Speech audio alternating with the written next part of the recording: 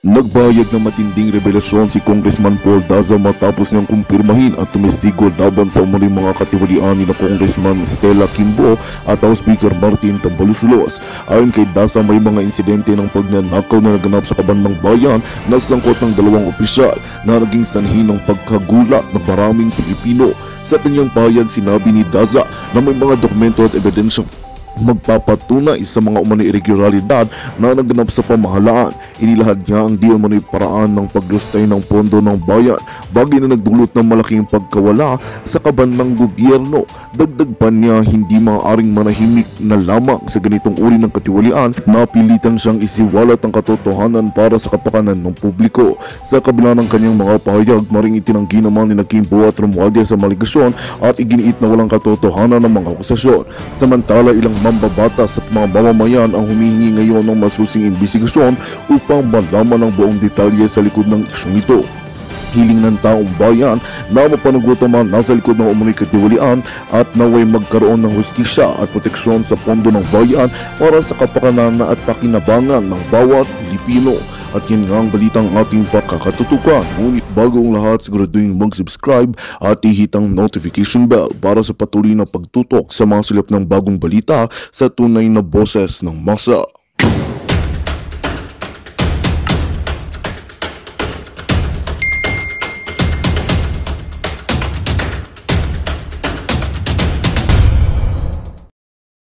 Adopts best practices po in terms of securing their data. So kasama na po dyan ang kung ano ang adopted practices ng kanilang mga staff. Madam Speaker, para sa aking susunod po na katanungan po, kumakailan po naglabas ang NEDA ng pahayag na ang isang individual na gumagastos ng 64 pesos kada araw ay hindi itinuturing na food poor. At alam natin, maraming tao ang hindi natuwa dito. Given this reaction, maari po ba natin marinig on record, Madam Speaker, at para rin po sa kaalaman ng ating mga kababayan na nanonood, paano po natin nakuha ang computation na ito?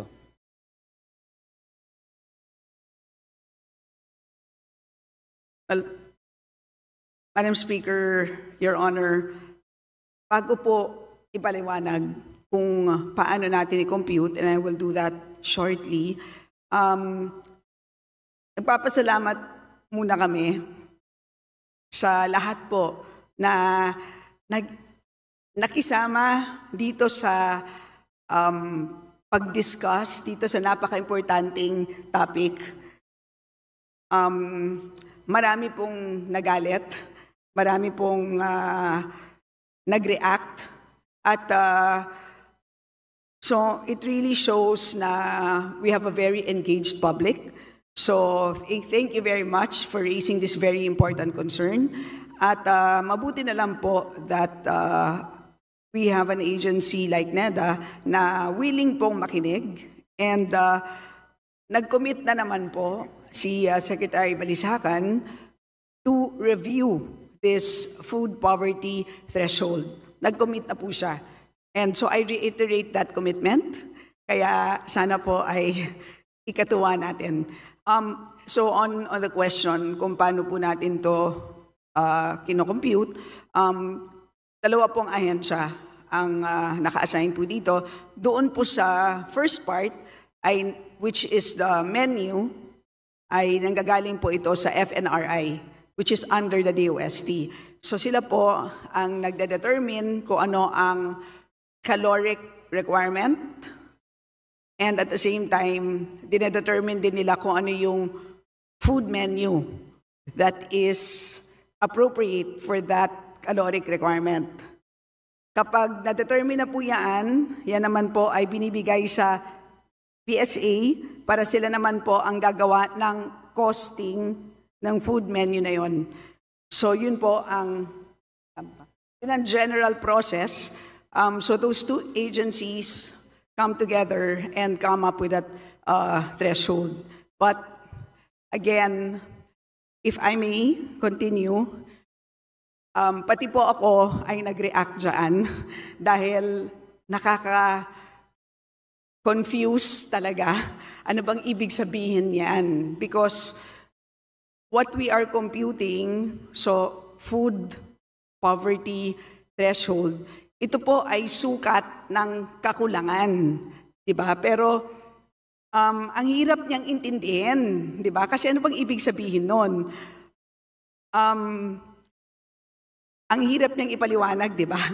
So, sukat ng kakulangan, pero pag i-interpret natin, parang ang tanong natin is, sapat na ba yan? Pero ang sinusukat dapat niya is kakulangan. Kaya napaka-confusing niya, di ba? So, kaya sabi ko, dapat na talagang i-review yan. At yun na nga, thankfully, may ganon. So, let me just give a rundown of the issues. First of all, doon sa menu, pag titignan natin ang menu, healthy ang content. So, okay, merong mga kangkong, etc. Pero, yung mga ni-raise sa mga hearings, anong gagawin natin? Hindi naman abot kamay ang mga healthy options na yan.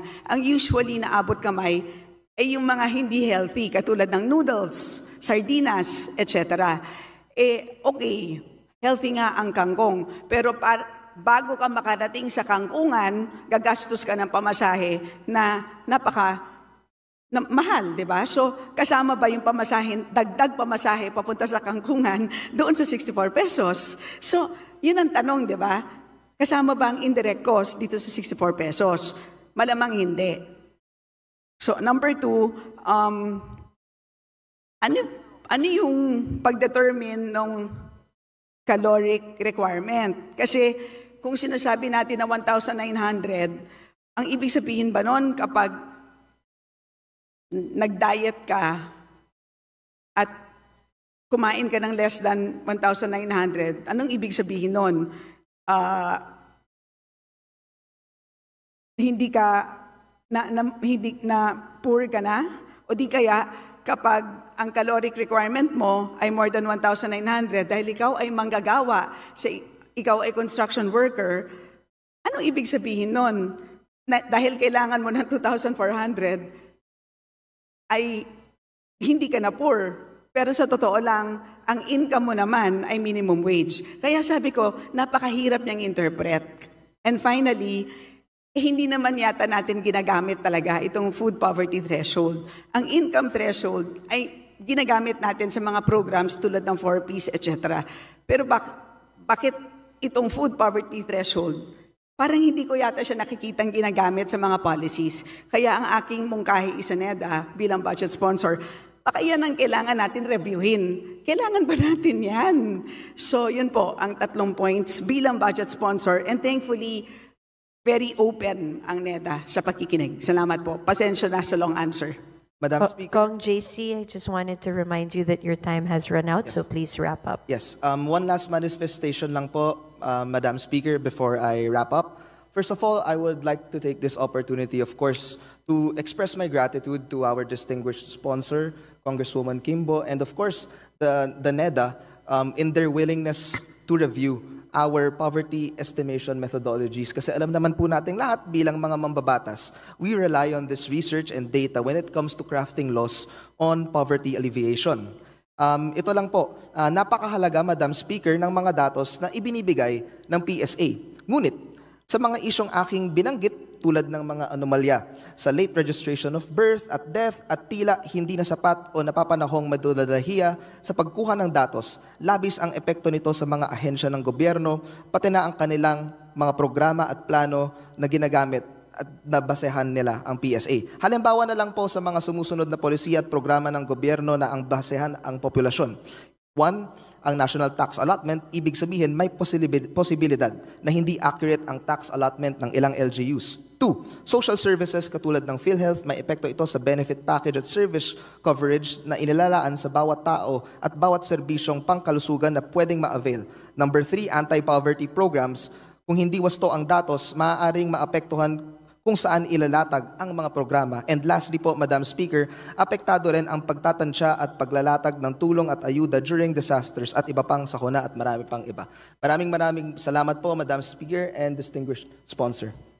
Majority Leader. Salamat.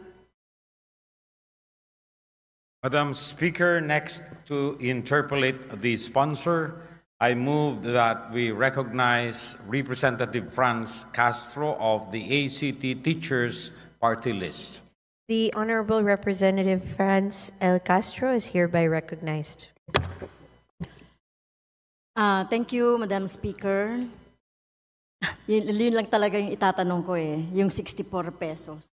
At kasama kong sponsor, Madam Speaker, nung tinatanong natin yung DOST as regards doon sa ano ba yung healthy na meal ng bawat tao.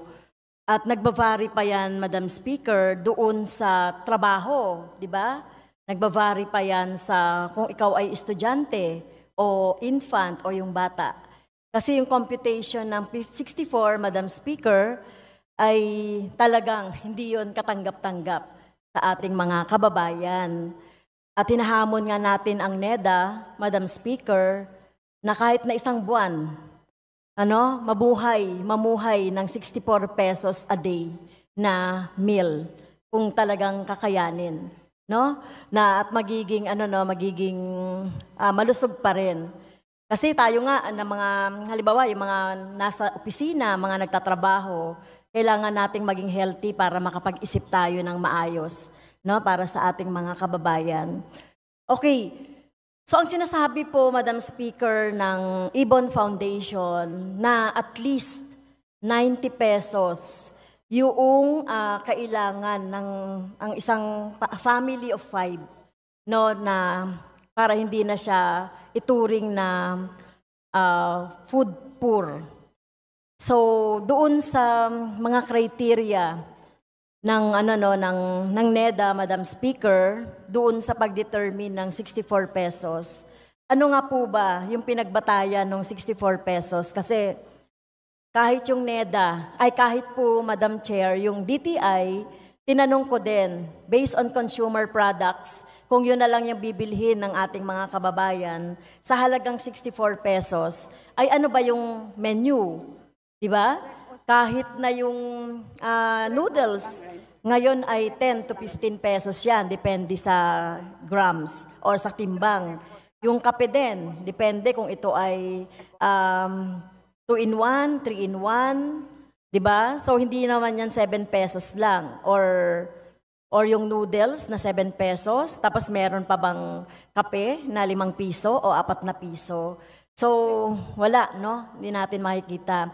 Kahit na yung kangkong na sinabi ni Mr. Speaker ng ating sponsor, yung kangkong, pagpunta ka sa palengke, yung isang ganon, yung isang bugkos ay 20 pesos.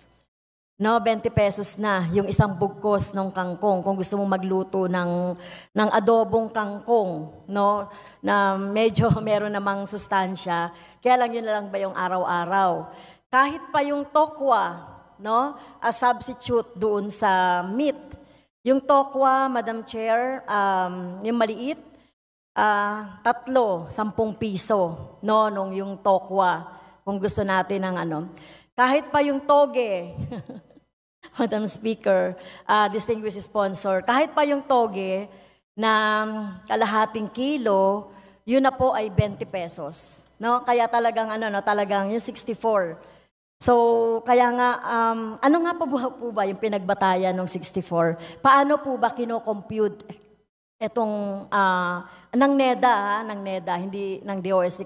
Kasi sa DOST, hindi talaga sila naniniwala na yung 64. Pero yung NEDA po, bigyan nyo nga kami ng, i-educate nyo po ba itong representasyon na ito at ang taong bayan? Paano nyo po ba nakukuha yung 64? Ano po ba yung mga factors? Well, again, Madam Speaker, Your Honor, kumbaga po sa boxing, sumuko na nga ang NEDA. At sinabi nila na magre-review na po, at i-review na talaga nila. But again, para lang sagutin ang inyong tanong, matapos nila makuha yung listahan ng mga food items, doon po mula sa FNRI, kino-cost out lang nila yung items doon, pero ina-assume nila na ito ay prepared at home.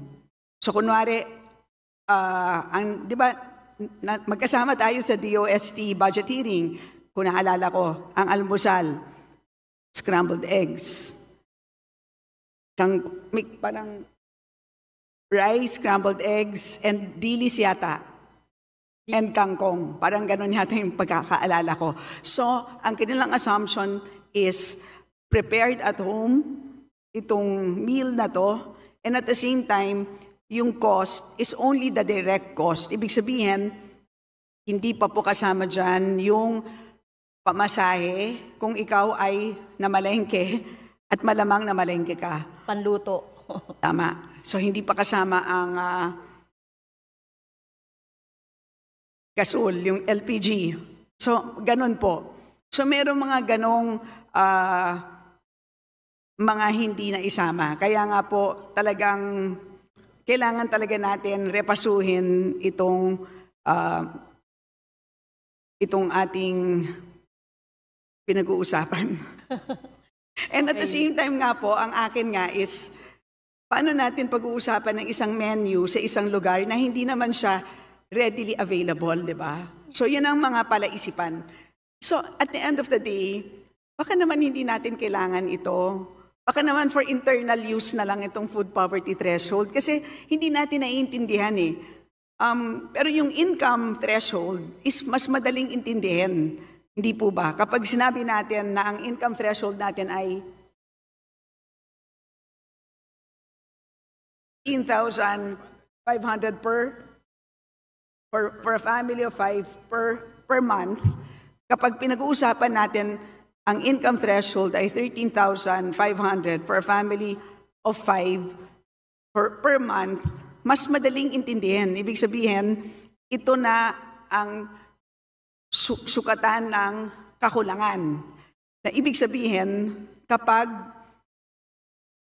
nandun ka sa 13,500, ikaw na ang, kumbaga, kapag lumagpas ka ng kaunti doon, ay nakaahon ka ng konti doon sa poverty line. Parang ganon. Pero yung food poverty, mas mahirap. Kaya sabi ko sa kanila, baka naman for internal use na lang ng NEDA. Okay. Thank you po, no, yung talagang hindi madali at hindi madaling tanggapin nga itong 64. So, siguro bago magpahayag ang NEDA ng mga ganitong mga idea, ay maging lumapag kayo sa ground at subukan nyo, no, bago nyo isabihin yung ganito, itry ninyo, no, sa sarili ninyo kung kaya nyo yung ganitong amount, no, at wag natin sabihin kasi Madam Chair, Madam Speaker, maaring kasing ito yung ginagamit, maaring gamitin para ma-determine yung living wage o yung minimum wage. Diba? So, kino-consider lahat yan. Dito nga, no, sa binigay sa atin ng DOLE na report, itong sinasabing food na kailangan po ng isang pamilya na 5 ay 315 na malapit dito sa 64. 320, kasi 64 times 5, so 320 yan. Noong 2021, ang computation ng DOLE, yung para sa food ay, for a family of 5, is 315 sa NCR. Sa CAR ay 271 and so on. Nagkakaiba pa yan per region.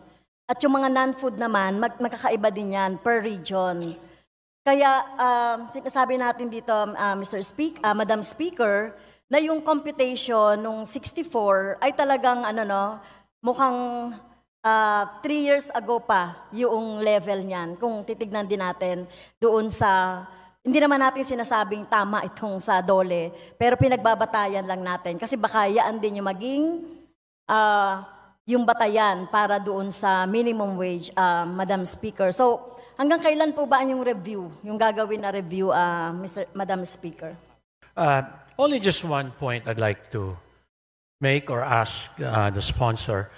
I had found out that the BSP had canceled the printing of the national ID, which is probably the right move to do because that project has been so delayed and has been a failure in my assessment of that project. But the original project was really a project of NEDA PSA. May I ask the sponsor what's now the status on the PSA side? Because on the card printing side, it's been canceled, and I'm sure there'll be cases filed. What's now the status on the, for my understanding, which is the IT component side with PSA? Okay, so currently,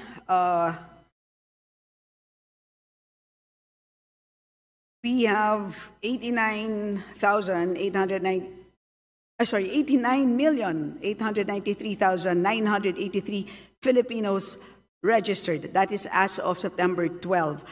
I hope that you noticed that we brought the system here today, and that was just for you, Your Honor, because the last time, I believe you made a manifestation at the DICT hearing, you said that you did not have a national ID. So we took note of that and wanted to make sure that your details would be captured today. So they set up the system here at the lobby. So we hope that you took advantage of their presence today, Your Honor. So for sure the numbers would have increased as of today. And so this would be 97.7% of the 92 million target for registration. And as of 12 September, 53,712,583 ID cards had been delivered. I'm sorry, how can you repeat that again? 53,712,583 ID Madam cards Speaker, had been delivered. I appreciate the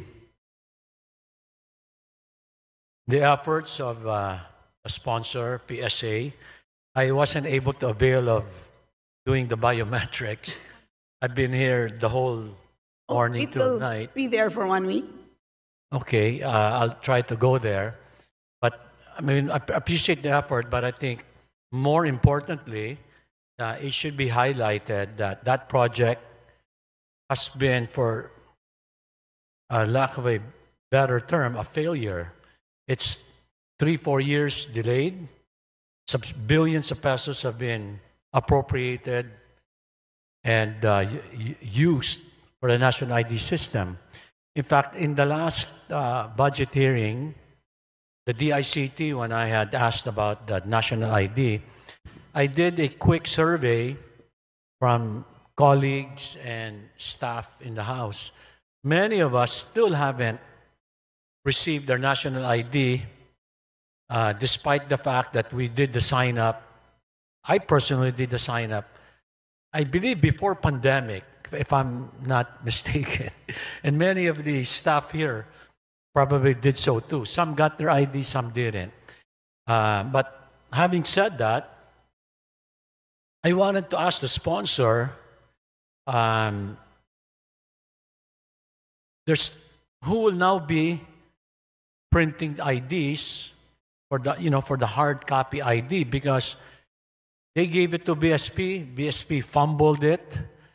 Where will the printing come from now?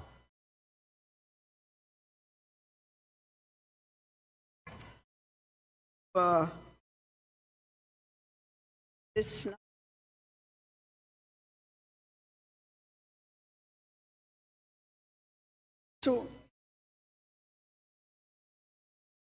So currently, it is being bidded out.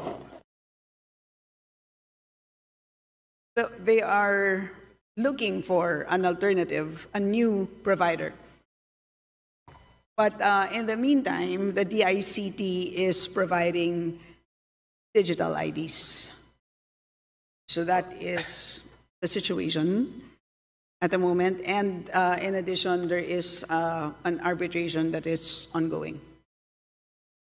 It's a terrible story, unending saga of failure, and I could probably say it's a fiasco.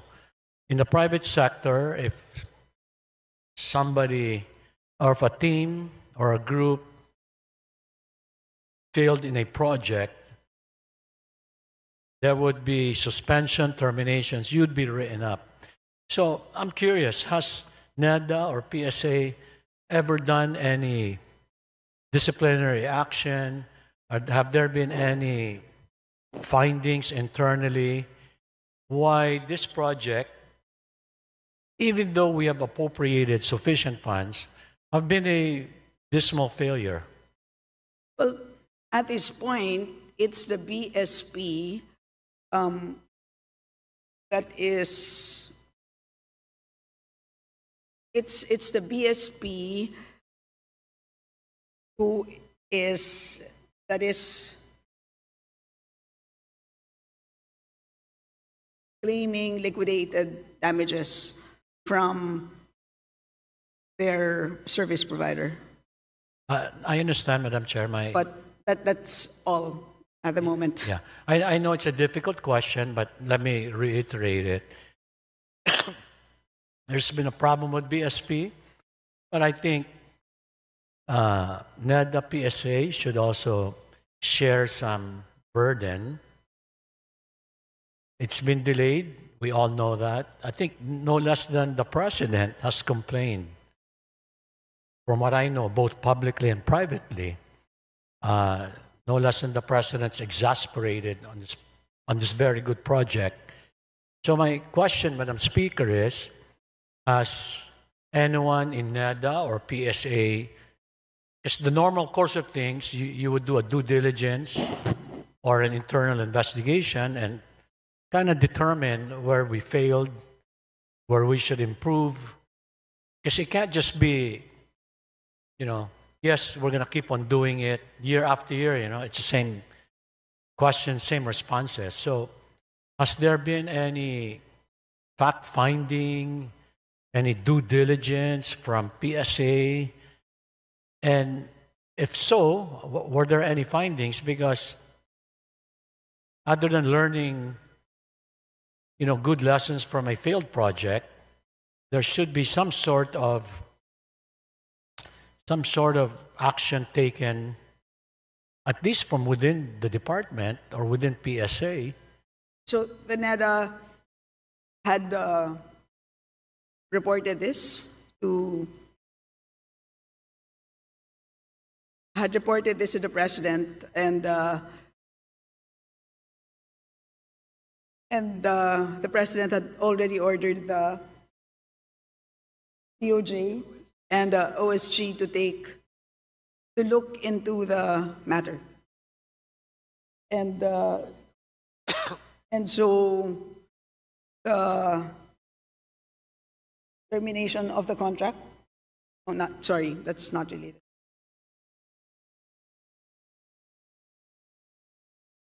And so the OSG provided an opinion to the BSP.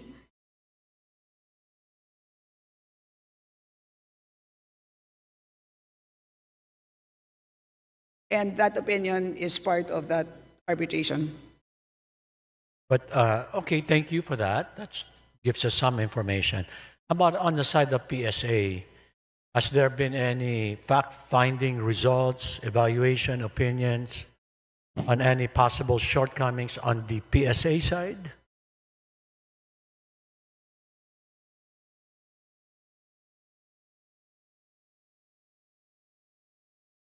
Yeah, so at the moment, the PSA is of the belief that it is better to do the digital national ID.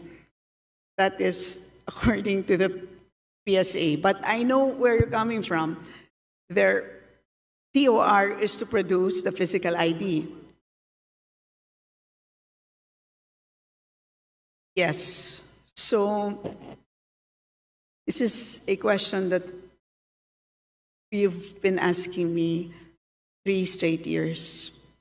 Madam Speaker, Your Honor. And doesn't the sponsor agree that it's a fiasco? It's a failure. And I guess would it be a fair statement to say that it's been a failure of a project? Would I be too harsh to say that? Well, Madam Speaker, Your Honor, it is what it is. And We were unable to. Is it a failure or a success? It cannot be a success. We were unable to complete the target. It resulted in arbitration. It did not result in a completion. So, and we are currently looking for an alternative.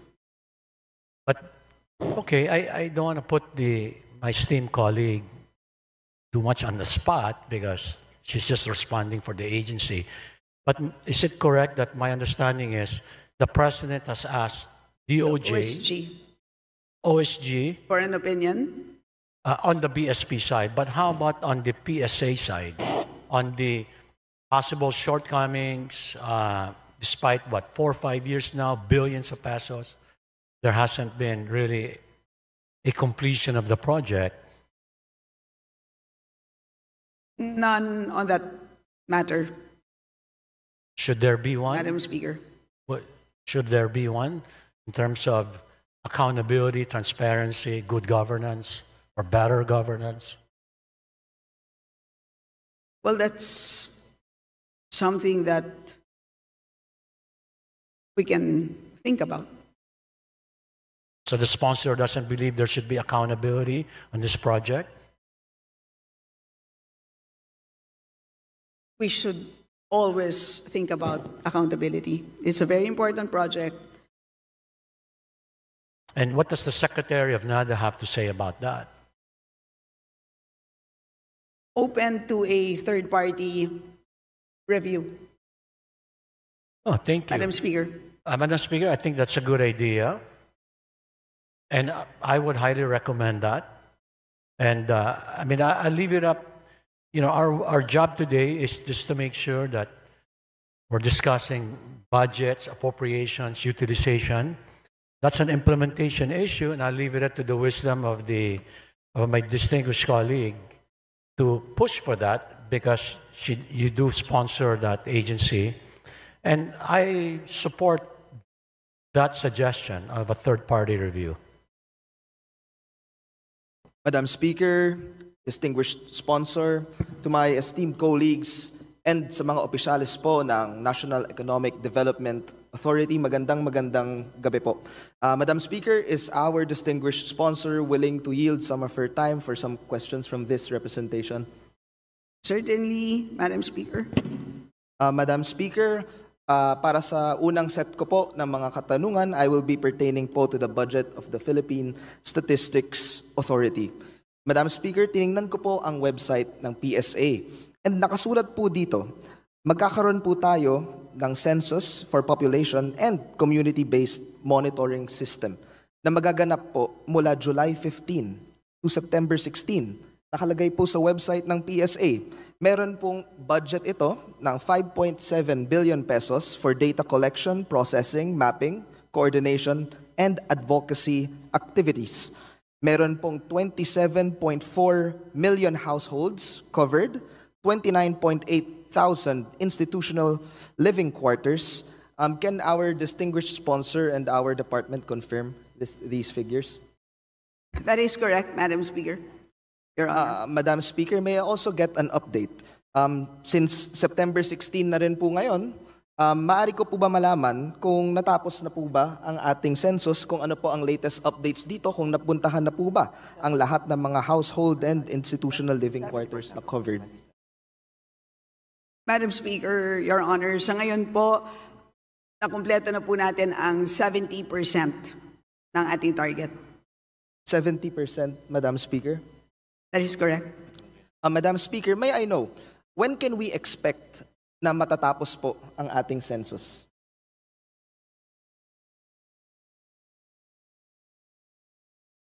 Ang expected po natin na date of completion is October. But let me just explain na the reason po for bakit nagkaroon tayo ng konting delay is because of the typhoons. So yun po ang dahilan. And by December, ay iti-turn over na po ang data sa NEDA. Madam Speaker, Your Honor. Madam Speaker, I would also like to confirm from our department and from our distinguished sponsor, based on a 2020 census, 3.7 million Filipinos were without birth certificates. Pwede ko po ba malaman kung sa 2021, 2022, and 2023 census, ano po ang findings ng ating PSA? Ilang milyong Pilipino naman po ang walang birth certificate? Yung pong first figure na binigay ni Honorable Abalos, tama po yung figure, pero doon po sa for years 2021 and 2022 ay wala po tayong nagawang census. Wala pong nagawang census. Okay po. And then for my next question po, Madam Speaker, I would like to confirm, sa isang hearing po sa Senado, ayon po sa PSA, meron pong mababang low death registration rate sa iilang bahagi po ng ating bansa. For example, sa BARM, nabalitaan ko po, for the year 2020, 30% lang po ang mga death registrations natin, and for 2021, 42% naman. Can our distinguished sponsor confirm this? Yes, that is correct, Madam Speaker, Your Honor. And also po, Madam Speaker, may I get a rundown po? Tuwing nagko-conduct po ng census ang PSA, ano po ang mga major data items na kinokollect po natin sa ating mga census? And at the same time, may I know how these data are significant when it comes to the crafting of legislations, for example, pagdating po sa ating social protection programs, and pati na rin po sa distribution ng ating national tax allotment sa mga lugar na nangangailangan po ng karagdagang pondo at budget? Sa unang tanong, Madam Speaker, Your Honor, kung anong information ang kinokolekta. Ang una po dyan would be the household characteristics. So, niro-roster po lahat ng tao sa loob ng isang bahay at pagkalista po. Sa naging isyong ito, ano ang iyong naging reaksyon? Maging malaya sa pagbibigay ng iyong personal na opinyon sa comment section. Kung hindi ka pa nakapag-subscribe, subscribe na para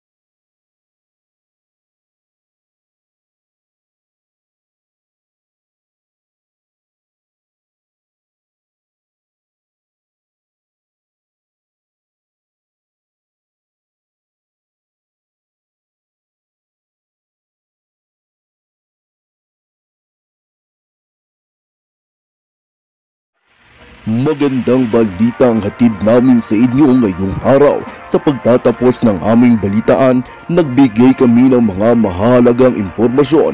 Maraming salamat sa pagtutok at pagsuporta sa aming programa. Huwag kalimutang manatili sa mga susunod na araw para sa mga bagong balita at mga kwento na dapat nating abangan. Mula sa Boses ng Masa, magandang araw, Pilipinas!